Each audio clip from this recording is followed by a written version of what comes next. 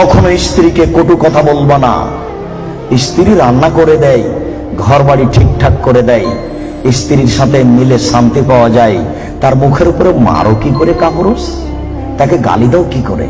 ও তোমার সব, তোমার শান্তির মাধ্যম। তুমি তার সাথে মেজাজ করা করে কথা বলো কি করে? আল্লাহ রাসূল বলছেন, খায়রুকুম খায়রুকুম লিআহলি ওয়া আনা খায়রুল লিআহলি।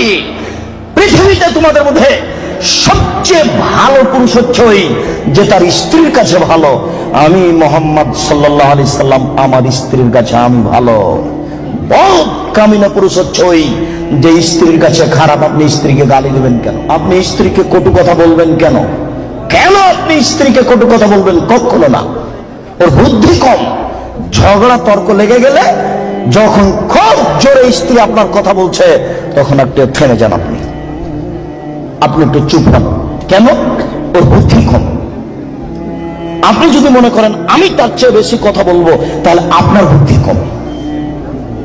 আল্লাহ নবী বলেছেন, কার বুদ্ধি কম? মহিলার। আপনি যদি তর্কে বেশি কথা বলতে চান, তাহলে এখন বুদ্ধি কার কম? আপনার কম।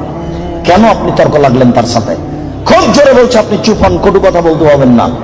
অন্তত তিনটা কথা মনে রাখবেন। এক, কখনো বলবেন না যে তোমার ঠোঁট মোটা।